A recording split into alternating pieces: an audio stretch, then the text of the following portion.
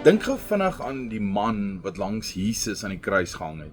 Hy is seker een van my gunsteling karakters, want hy doen eintlik bitter min in die hele Jesus gebeurtenis. Hy feature net oombliklik en hy het een semi-gesprek met Jesus en tog te danke aan hom kan ons die genade wat onbeskryflik groot is net so klein bietjie beter verstaan.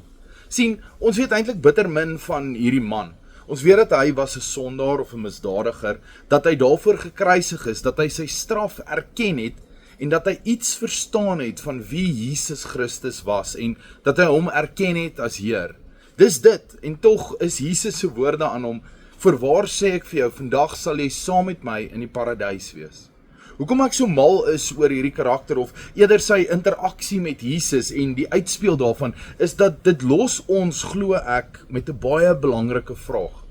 Waar pas hierdie man in jou teologie in? Waar pas hy in jou kerk se belydenis of hulle dogma? Waar pas hierdie man in jou kerk se gebruike en gewoontes in, of jou Bybelstudie of selgroep se do and don'ts? Hy het geen tiendes gegee nie, hy het geen offergawes gegee nie.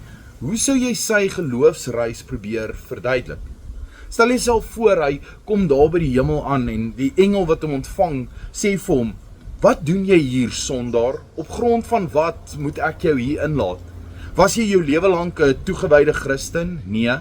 Was jy 'n gelowige? Nee. Was jy 'n goeie mens? Wel, dis debatteerbaar. Wel dan, was jy gedoop? Nee.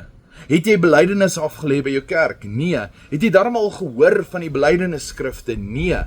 Het jy jou hand opgesteek toe die pastoor daai een keer vra wie wil hulle lewe vir Jesus gee? Nee. Het jy dan die 10 gebooie onderhou? Nee. Wat is die 10 gebooie? Ken jy die 10 gebooie en al die Ou Testamentiese reëls en regulasies? Nee. Maar dan, gebaseer op wat is ek veronderstel om jou nou hier in te laat? Wel, die man op die kruis het my genooi. Dis hier waar ons teologie en ons gebruike tot stilstand kom. Dit ruk ons so 'n bietjie uit ons gemaaksones uit, want hoe verduidelik ons 'n genade so groot dat dit al ons strukture en sisteme uitdaag? Ons hou van 'n evangelie wat netjies ingepas kan word, waar mense moet weet en doen en verstaan en glo en verklaar voordat hulle aanvaar word.